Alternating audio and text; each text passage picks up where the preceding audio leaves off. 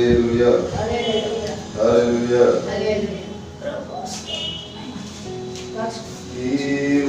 దీవారాత్రములో కంటి పాపవలే కాచియా దీవారాత్రములో కంటి పాపవలే కాచియా యేసుని వెంబడింపా దుర్భాగ్యముని చితివి స్తోత్రం చెల్లింతుము స్తుతి స్తోత్రం చెల్లింతుము యేసునాథుని మేలులు తలచి యేసునాథుని మేలులు తలచి స్తోత్రం చెల్లింతుము స్తుతి స్తోత్రం హల్లెలూయా హల్లెలూయా క్రీస్తునందు ప్రియులైన దేవుని పిల్లలు ప్రభువైన యేసుక్రీస్తు పరిశుద్ధ నామములో మీ అందరికీ నా హృదయపూర్వకమైన వందనాలు తెలియజేస్తున్నాను. ఈ సమయంలో వర్తమానంలోకి వెళ్దాం. మీ దగ్గర ఉన్న పరిశుద్ధ బైబిల్ గ్రంథంలో 2వ సమూయేలు పుస్తకం 3వ అధ్యాయము 1వ వాక్యాన్ని చదువుదాం. సమూయేలుకు రాసిన 2వ గ్రంథము 3వ అధ్యాయము 1వ వాక్యాన్ని చదువుదాం.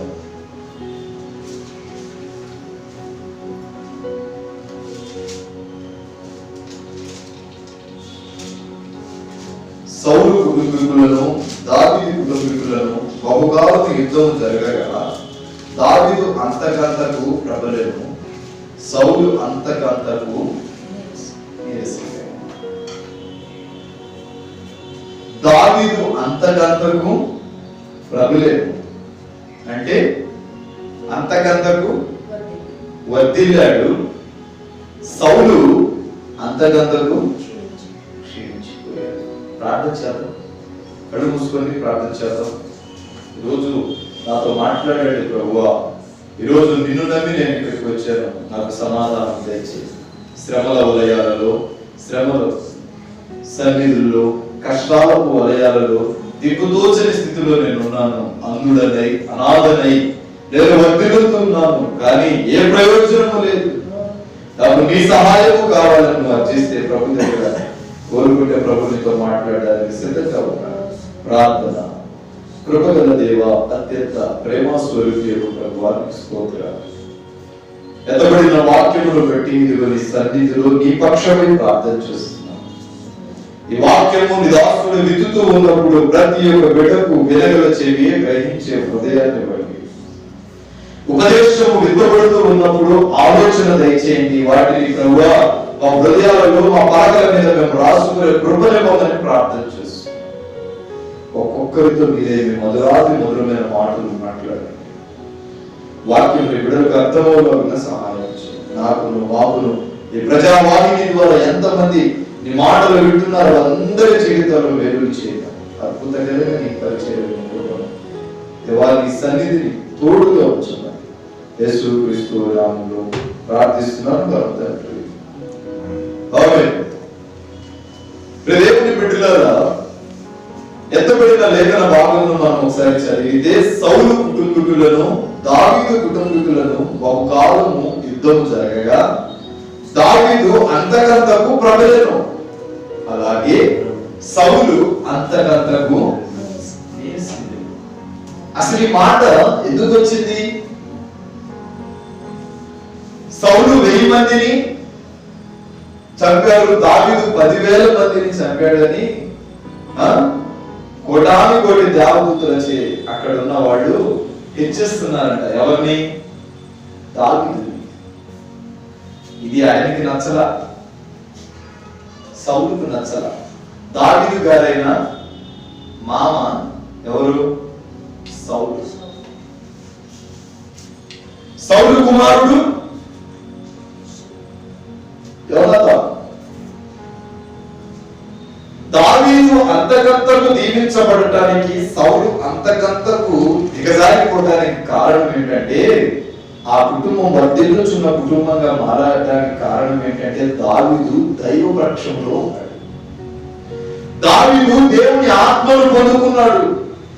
దావీదు దేవుని చేత అభిషేకాన్ని పొందుకున్నాడు. ఆ కుటుంబం ఆశీర్వదించబడటానికి, ఆ కుటుంబం వర్ధిల్లబడటానికి, ఆ కుటుంబం దేవుని రెక్కల నీడలో నడవడానికి గల కారణము దావీదు దేవుని నమ్మాడు. సౌలు కూడా నమ్మాడు కదా, సౌలు కూడా దేవుని స్తుతించాడు కదా. మరి సౌలు కుటుంబం ఎందుకు దీవించబడలేదు? సౌలు కుటుంబం ఎందుకు ఆశీర్వదించబడలేదు అంటే, దావీదు మీద దేవుని అభిషేకం ఉంది, దావీదు మీద దేవుని ఆత్మ ఉన్నది. సౌలు మీద దేవుని అభిషేకం దినదినము త్రొట్టిల్లుతుంది. కారణం ఏంటంటే, దేవుని పక్షంలో ఉన్న దావీదుని పడగొట్టి ఆ సింహాసనాన్ని కొడుకుకి ఇవ్వాలని ఆశపడ్డాడు. యోనాతానుకి సింహాసనం మీద కూర్చోబెట్టాడు. నా తర్వాత నా తరం చేయాలి ఇది, నా తర్వాత నా పరిపాలన అనేది తరతరాల వరకు కొడుకుల కొడుకుల కొడుకుల కొడుకులు చేయాలి అనుకున్నాడు. కానీ దేవుడు ఊరుకుంటాడా? సౌలుకి దావీదుకి యుద్ధం జరుగుతుంది. యుద్ధములో ఎవరు చనిపోతారు? ఎవరు చనిపోతారు? ఏమీ ఎరుగని పాపను అత్యంతంగా ప్రేమించే యోనాతాను చనిపోతాడు.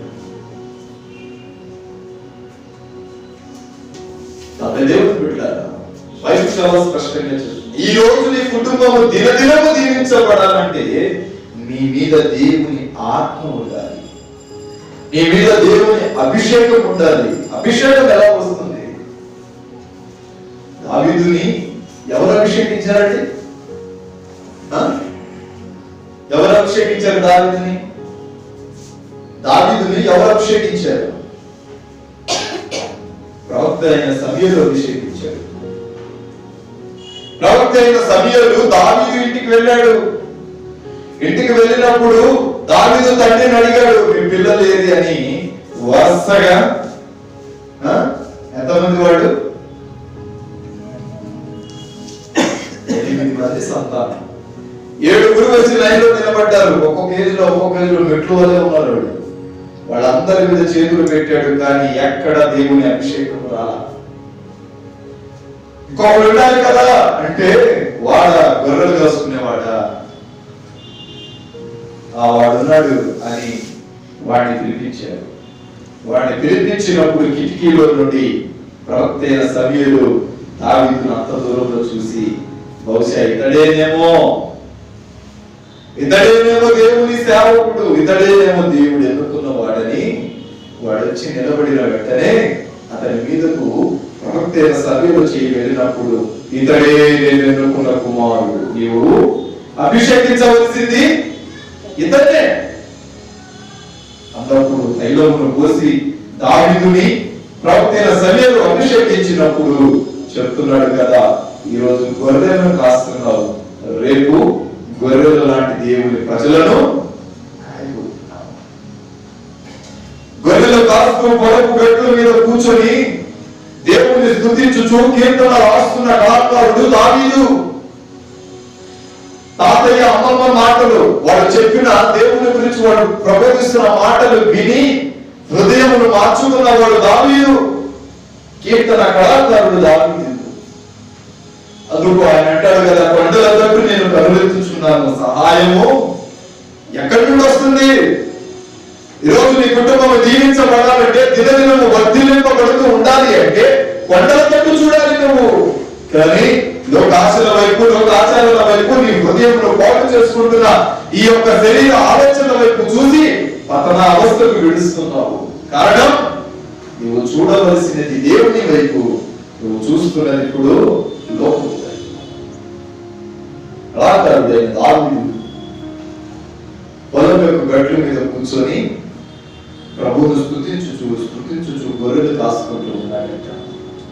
దావీదు ఆ ఇంట్లో వాడని దావీదు ఆ ఇంట్లో వాడని ఆ ఊరికి కూడా తెలియదు. ఉదయాన్నే 3 గంటలకు వెళ్ళిపోయేవాడు, అర్ధరాత్రి 12 గంటలకు ఇంటికి వచ్చేవాడు దావీదు. అసలు ఆ తండ్రికి 8వ కుమారుడు ఉన్నాడా అనే సంగతి కూడా పల్లెటూరులో ఆ ఊర్లో ప్రజలకు కూడా తెలియదు. అంత తెలియని స్థితిలో బతికాడు దావీదు.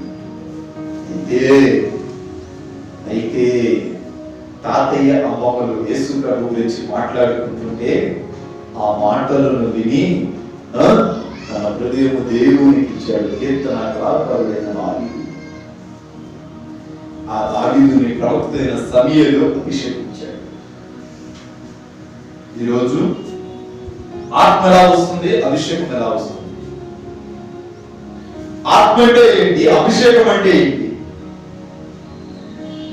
ఆత్మ అంటే ఎప్పుడు ప్రారంభమవుతుంది నీ జీవితానికి, అభిషేకం ఎప్పుడు ప్రారంభమవుతుంది? ఆత్మ నమ్మి బాప్తిసం పొందినవాడు రక్షింపబడును, నమ్మని వారికి శిక్ష విధించబడుతుంది. మారు మనసు పొంది పాప క్షమాపణ ఒప్పుకొని ఏ రోజైతే నువ్వు బాప్తిసాన్ని తీసుకుంటావో ఆ రోజే నీ మీదకి మారు మనసు ఆత్మ అప్పుడు వస్తుంది. అయితే అభిషేకం ఎప్పుడు వస్తుంది? అభిషేకం ఎప్పుడు వస్తుంది? దేవుడు నిన్ను అభిషేకించే సమయము ఆనాడు దావీదుకు ఇచ్చినట్టు దేవుని పక్షంలో అనుదినము నువ్వు దేవుని సేవిస్తూ ఉంటే ప్రవక్తని నీ దగ్గరికే పంపిస్తాడు దేవుడు. ప్రతిరోజు ఆదివారం దైవ సేవకుడు ఉపదేశం అందించిన తర్వాత పులిపీఠము నుండి నీ మీద చేతులు ఉంచి అభిషేకించి ప్రార్థన చేస్తున్నాడు. ఆ ప్రార్థన నిన్ను వారమంతా కాపాడుతాడు. అంతేనా? వారమంతా నువ్వు త్రుటిల్లకుండా పడిపోకుండా నీ కుటుంబాన్ని దేవుడు తన రెక్కల నీడలో కాపాడుకుంటూ వస్తున్నాడు అంటే దేవుని సేవకునిలో నుండి వస్తుంది అభిషేకం. అభిషేకము దైవ సేవకుడు దేవుని ప్రణాళికలో ఉన్నప్పుడు ఇస్తాడు, దేవుడు ఇవ్వమన్నప్పుడు. అందుకంటాడు కదా మోషే, నీ తర్వాత ఈ యాజకత్వాన్ని నెరవేర్చడానికి నూను కుమారుడైన యెహోషువను నేను ఎన్నుకున్నాను, కాబట్టి నువ్వు వెళ్ళి అతన్ని అభిషేకించమన్నాడు.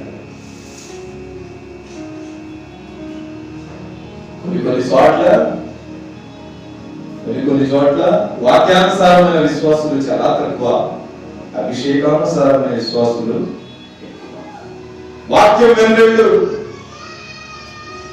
మన దగ్గరకు వచ్చి పాస్టర్ గారు ఎప్పుడు చేతులు పెడతారా అని ఎదురు చూస్తూ ఉంటాడు. పాస్టర్ గారు చేతులు పెట్టినా వాక్యం మీద ఉండి ప్రార్థనా పరుడుగా నువ్వు ఎంచబడితేనే ఆ అభిషేకం నీ మీదకి వస్తుంది, లేకపోతే నీ మీదకి రాదండి. కానీ దావీదు మహాశయుడు దినదినము దేవుని సన్నిధులు వర్ధిల్లుతూ ఉన్నాడు. దావీదు దినదినము దేవుని యొక్క ప్రణాళికలో ఉన్నాడు. అతడు వర్ధిల్లబడటానికి గల కారణము దేవుడు అతనికి తోడుగా ఉన్నాడు, దేవుడు అతన్ని ప్రేమించుచున్నాడు, దేవుడు అతన్ని కంటికి రెప్పలా కాపాడుతున్నాడు. మనలో స్వార్థం ఉండకూడదు. నమ్మి బాప్తిసం పొందిన తరువాత దేవుని లాంటి హృదయం నీకు ఉండాలి, చిన్నపిల్లల లాంటి హృదయం ఉండాలి. ఆలోచించేంత విశ్వాసం ఉంటే కొండంత ఆశీర్వాదం నీకు ఇస్తాను అన్న ఆ మహాగురుని ఆలోచనని మదిలో కట్టాలి. ఎవరైనా నిన్ను దూషించారా, ఎవరైనా నీ గురించి తప్పుగా మాట్లాడారా, ఎవరైనా నీ మీద చేతులు ఎత్తారా, అయితే తలదించుకొని వెళ్ళిపోయే హృదయం నీకు ఉండాలి. శాస్త్రులు, పరిసయ్యులు, మత గురువులు, తత్వవేత్తలు, బోధకులు, సిద్ధాంతకులు వీళ్ళందరూ యేసు ప్రభు మీద పక్కబట్టారు. కానీ ఎదురు తిరిగి ఏమన్నా అన్నాడా? ఏమీ అన్నాడు. తలదించుకొని వెళ్ళిపోయాడు. కారణం ఏంటో తెలుసా? తనకు తన తండ్రి తోడుగా ఉన్నాడు. ఈరోజు నీవు వర్ధిల్లబడాలి అంటే, అభివృద్ధి చెందాలి అంటే ఈ కుటుంబం దినదినము అభివృద్ధి చెందాలి అంటే నీకు దేవుని తోడు అవసరం. తల్లి చెల్లి, ఈ కుటుంబానికి దేవుని తోడు చాలా అవసరం. గుప్పిడి విప్పి వేడ నీ ప్రాణం వెళ్ళిపోతుంది. గుప్పిడి మోసి తెరిచే లోపు నీ ప్రాణం వెళ్ళిపోతుంది. అలాంటి ప్రాణం ప్రయత్నించుతున్నారు. అటువంటి 2వ సమూయేలు 5వ అధ్యాయం 10వ వాక్యం. 5:10 దావీదు అంతకంతకు వర్ధిల్లెను, సైన్యములకు అధిపతి యెహోవా అతనికి తోడుగా. ఇప్పుడు దావీదు వెనుక, దావీదు బ్యాక్ బోన్, దావీదు వెనుక ఎవరున్నారు? దేవుడు ఉన్నాడు. దావీదు దేవుని నమ్మేను. దావీదు మీద అభిషేకం ఉంది. ఒక చోట చెప్తాడు కదా 1 సమూయేలు 24:17 ఒకసారి చదవండి. 1 సమూయేలు 24:17. తెలివిని నమ్ముకొని తూలి పడ్డాను, బుద్ధి జ్ఞానము నా కోటవని నీ చెత్తకు చేరాను.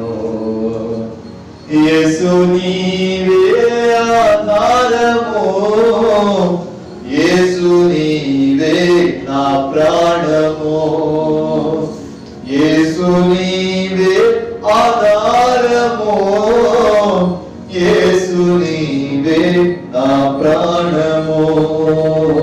నిన్ను నమ్మినచో సిగ్గుపడనీయవు, నన్ను నెమ్మదితో నీవే చేదవు. ఆపత్కాలమున నమ్ముకొనదగిన, ఆపత్కాలమున నమ్ముకొనదగిన యేసు నీవే ఆధారము, యేసు నీవే నా ప్రాణము. బలములు నమ్ముకొని భంగపడ్డాను. దేని నమ్ముకున్నావు? తెలివుందని, బలముందని, ఉదాహరణకు బట్టలున్నాయి, ఆస్తుందని విర్రవీగుతున్నావేమో. ఎంతకాలం ఉంటాయి అవి? ఎంతకాలం ఉంటాయి? చదవండి. సమూయేలుకు రాసిన మొదటి పుస్తకం 24వ అధ్యాయం 17వ వాక్యం.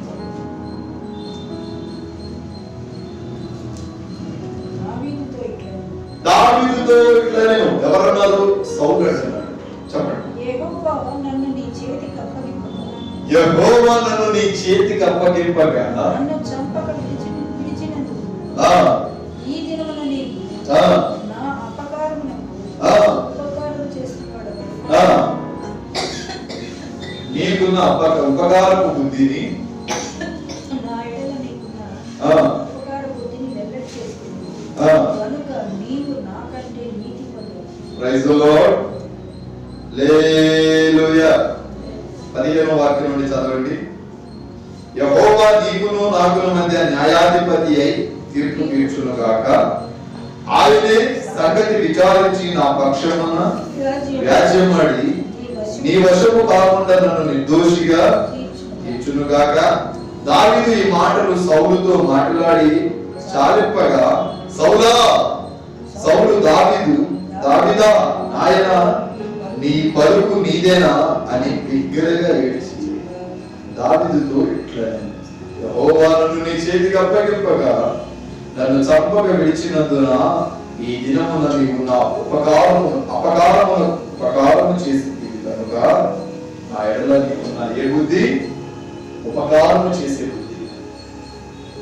ఎందుకన్నాడు అన్నమాట సౌలు? దావీదు ఎందుకు చంపలేదు సౌలుని? ఎందుకు చంపలేదండి? ఒకరోజు యుద్ధం ఉంది. యుద్ధంలో సౌలు దావీదును చంపాలని వెతుకుతూ రాత్రులు పగలు యుద్ధము పరిగెత్తుతూ పోరాడుతూనే ఉన్నాడు. కానీ దావీదు చేతికి సౌలు దొరికినా సౌలు దావీదు చంపలేదు.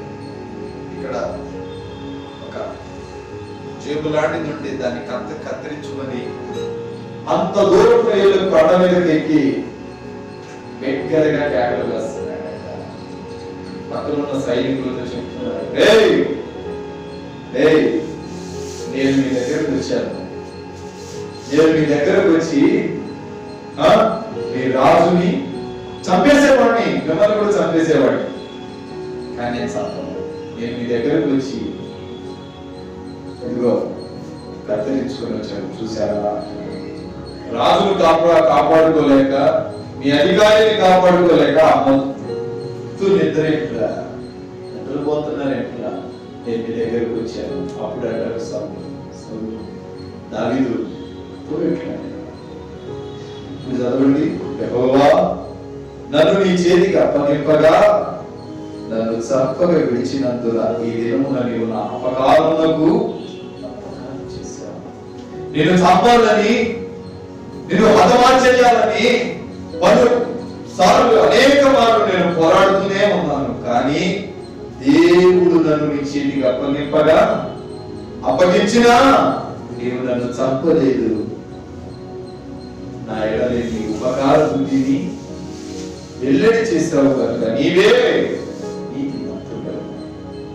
నీకు నీ పక్కన కూడా గొడవైంది, గొడవైనప్పుడు కూడా తలదించుకొని నువ్వు వెళ్ళిపోతే ఒకనాటి దినంలో వాడు చెప్పే సమాధానం ఏంటో తెలుసా? దేవుడు నన్ను నీ చేతికి అప్పగించిన నీవు నా గురించి ఎక్కడ నన్ను తక్కువ చేసి మాట్లాడలేదు. నేను ఎన్ని మార్లు నేను హింసించినా, ఎన్ని మార్లు నేను బాధ పెట్టినా నువ్వు నన్ను ప్రేమించుతూనే వచ్చావు. నేను చేసిన అపకారానికి నీవు ఉపకారం చేసి కనుక నీవే నీతిపరుడవు అని సాక్షి. ఇక్కడ దావీదు సాక్ష్యాన్ని పొందాడు. దేవుడు అతనికి తోడుగా ఉన్నాడు. ఆ తరువాత అతడు సాక్ష్య జీవితాన్ని పొందాడు. కాబట్టి దావీదు సౌలును చంపడం కదా లెక్కే కాదు,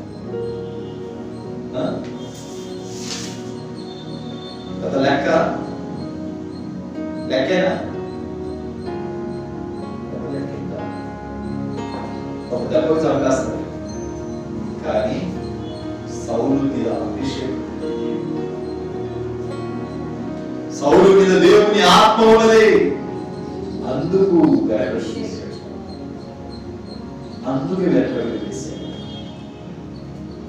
లేకపోతే దావీదు చేతిలో సౌలు చనిపోతాడు. ఒకరోజు యుద్ధంలో తన సైనికుడికి చెప్తున్నాడు, దావీదును ముట్టిందని ముందుకు నెట్టేసి వెనక్కి వచ్చేయండి, దావీదు చనిపోతాడు. అంటే దావీదు ఆ యుద్ధాన్ని కొంచెం ఆలస్యంగా అన్నాడు. వెళ్ళిన వెంటనే ముందుకు నెట్టేసింది ఎవరో తెలుసా? కొడుకైన యోనాతాను ముందుకు నెట్టేశాడు. ఆ యుద్ధంలో యోనాతాను చనిపోయాడు. ఆలస్యంగా వచ్చి దావీదు చూసినప్పుడు, ఆ ఎవరు యుద్ధంలో చనిపోయింది అని దావీదు చూసినప్పుడు సోదరుడు అంటాడు, నా సహోదరుడా, నీ బదులు నేను చనిపోయినా. ఇప్పుడు దావీదు చస్తే ఎవరికి నష్టం? యోనాతాను చస్తే ఎవరికి నష్టం? సౌలుకే కదా. దావీదు చచ్చిన కూతురు ఏమవుతుంది? ఎదవరాలవుతుంది, అంతేనా కదా? దావీదు చచ్చినా సౌలుకే నష్టం, యోనాతాను చచ్చినా సౌలుకే నష్టం. ఈ పాయింట్ నా అర్థం కాలేదు సౌలుకి. దావీదుని చంపాలి. ఆనాటి రోజుల్లో సింహాసనం కొడుకివ్వాలని ఆశపడ్డారు. ఈనాడు పంటకు కొడుకు వస్తే చాలు, ఎంత ఇదిగా చూస్తామంటే అంత ఇదిగా చూస్తాం. అంటే కొడుకు స్టార్ పడిపోయింది, అల్లుళ్ళ స్టార్ పెరిగింది. ఆ రోజుల్లో అల్లుడి మీద పగుండి కొడుకు నా తర్వాత నా కొడుకు చెయ్యాలి, వాడి తర్వాత వాడ కొడుకు చెయ్యాలని అనుకున్నారు. కానీ ఆ యుద్ధంలో దావీదుని ప్రాణంగా ప్రేమించే వాడు యోనాతాను మరణించాడు. కానీ దావీదు కుటుంబం దేవుని నమ్మి దావీదు మీద దేవుని ఆత్మ అభిషేకం ఉంది కాబట్టి దినదినము అభివృద్ధి పరుస్తూనే. ఈరోజు మీ కుటుంబంలో దేవుని ఆత్మ లేదు. ఈరోజు మేము ఆశీర్వదించబడడానికి, ఈరోజు నువ్వు దేవుని ఆత్మను పొందుకోలేకపోవడానికి కారణం వీళ్ళ ఎక్కడో ఒక చోట తప్పు చేస్తున్నావేమో. దాన్ని సరి చేసుకుంటే దినదినము దావీదు లాగా మీ కుటుంబం కూడా ఆశీర్వదించబడుతుంది. చూడండి, రెండో మాట చూడండి, కీర్తన గ్రంథము 119వ కీర్తన 164వ వాక్యం. దినములు చెడ్డవిగా అజ్ఞానం విడిచితివా, జ్ఞానముతో నడచితివా.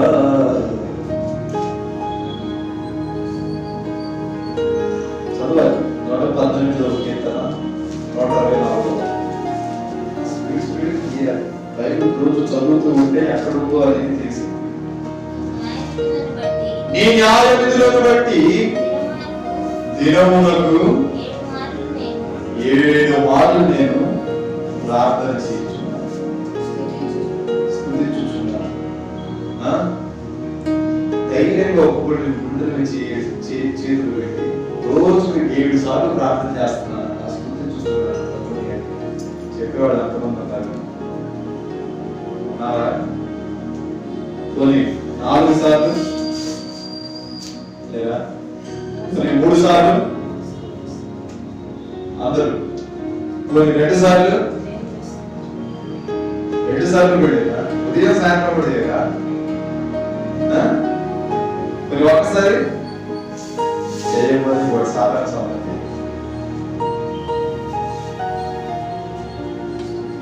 నీ కృపకు నేను పాత్రుడని రోజుకు 7 సార్లు ఆయన కూడా పనులు ఉంటాయి కదా.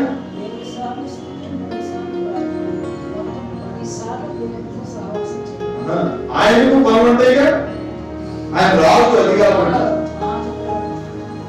రాజుకు రాజ్యపాలన అనేది చాలా ఎక్కువగా ఉంటుంది, మనకంటే ఎక్కువగా ఉంటుంది.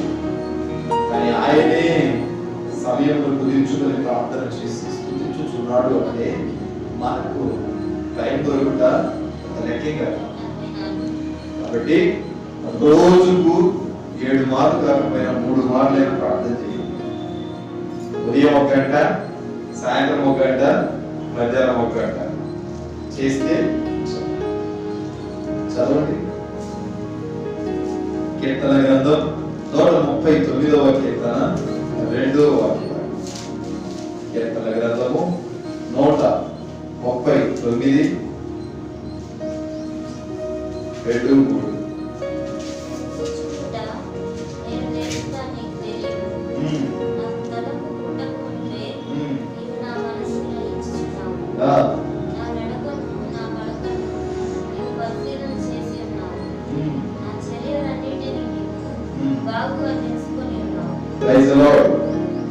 ఈరోజు దావీదు కుటుంబం ఆశీర్వదించబడటానికి కారణము, దావీదు కుటుంబము దినదినము అభివృద్ధి చేయబడటానికి కారణము, దావీదు చేస్తున్న ప్రతి పనిలో విజయాన్ని పొందడానికి గల కారణం ఏంటో తెలుసా? అతడు రోజుకు 7 మార్లు ప్రభుని సేవిస్తూ ఉన్నాడు. తనే కాదు, తన ప్రక్కన 4000 మంది పరిగాల చేత అనుదినము ప్రభుని స్తుతించే అని తెలియజేసిన గొప్ప భక్తుడు దావీదు మహాశయుడు. ఆయన చెప్తున్నాడు కదా తన కీర్తనలో, నేను కూర్చుండుట నీకు తెలుసు, నేను పడుకునుట నీకు తెలుసు, నేను లేచుట నీకు తెలుసు, నాకు తలంపు పుట్టక మునుపే నీవు నా మనసును గ్రహించావు. ఒక ఆలోచన నాకు రాక మునిపే నేను ఎలాంటి నా మనసులో ఏం రన్ అవుతుందో నీవు నాతో చెప్పావు.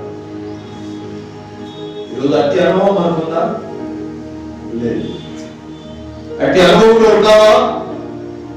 నువ్వు ఒక పని చేయాలి, నువ్వు చేయబోతున్న పనికి దేవుడు ముందుగానే ఆలోచన నీకు ఇవ్వాలి, తలంపు పుట్టాలి, ఆయన నీ హృదయమును కట్టాలి, ఆయన నీ హృదయముల నుండి దేవుడు వ్యాకులమును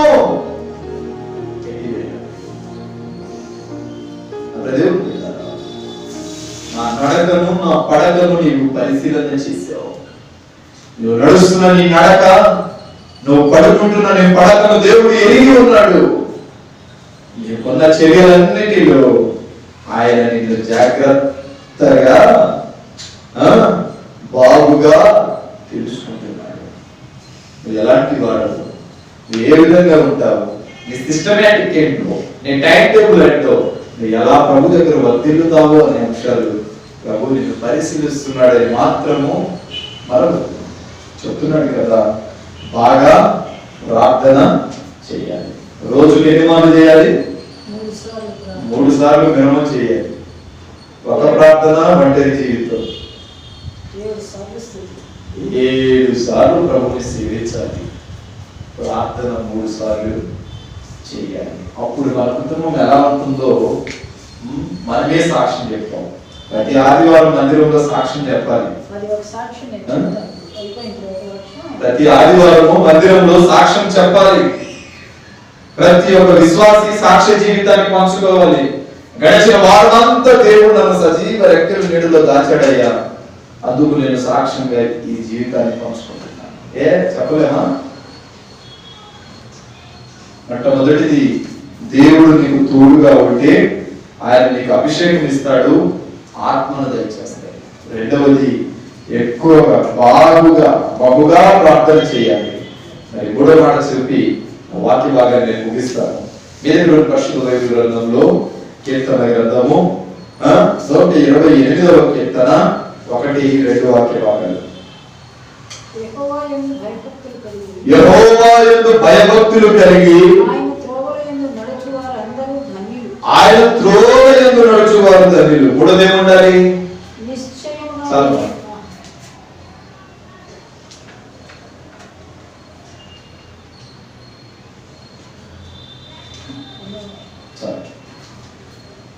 మూడోది ఏంటి? దేవుని యందు భయభక్తులు కలిగి ఉండాలి. యేసు ప్రభు మనకు తోడుగా ఉండాలి అంటే మనం ఆత్మను పొందుకోవాలి, అభిషేకాన్ని పొందుకోవాలి. అప్పుడు దేవుడు మనకు తోడుగా ఉంటాడు. రెండవది చూస్తే మనం బాగా ప్రార్థన చేయాలి. ఈరోజు నీ ప్రార్థన జీవితం తగ్గిపోయిందేమో, ఈరోజు నీ ప్రార్థన అనుభవం తగ్గిపోయిందేమో, ఈరోజు నీ ప్రార్థనలో లోపం వచ్చిందేమో, వైఫల్యం ఏర్పడిందేమో. ఒకసారి జ్ఞాపకం చేసుకో. నువ్వు బాగుగా ప్రార్థన చేస్తే బాగుగా నీ కుటుంబం ఆశీర్వదించబడుతుంది. మూడోది చూస్తే దేవుని యందు భయము భక్తి ఉండాలి. భయభక్తులు దేవుని వశంలో ఉండాలి. దేవుడు నిన్ను ప్రేమించాలి, దేవుడు నిన్ను ఆశీర్వదించాలి. అందుకే అంటాడు కదా దినవృత్తాంతాల 2వ గ్రంథంలో, భయపడకుడి జడియకుడి యెహోవా మీతో ఉన్నాడని భయపడవద్దు. దేవుని యందు భయం ఉండాలి, మనుషుల మీద భయం కాదు. దేవుని చూసి భయపడాలి, మనుషులను చూసి భయపడకూడదు. ఏ పని చేయాలన్నా ముందు దేవునికి లెక్క చెప్పాలి. ప్రభు ఈ పని చేయబోతున్నా, నీకు ఇష్టమేనా అని ప్రభువుతో బంధాన్ని ఏర్పరచుకుంటే ఆ అనుబంధం దినదినము అభివృద్ధికరంగా మారుతాం. దావీదు కుటుంబము వర్ధిల్లబడటానికి, ఆశీర్వదించబడటానికి కారణము మొట్టమొదటిది, అతడు దేవుని నమ్మాడు, అతని మీద దేవుని అభిషేకం ఉంది కాబట్టి, అతనికి దేవుడు తోడుగా ఉన్నాడు కాబట్టి దీవించబడ్డాడు.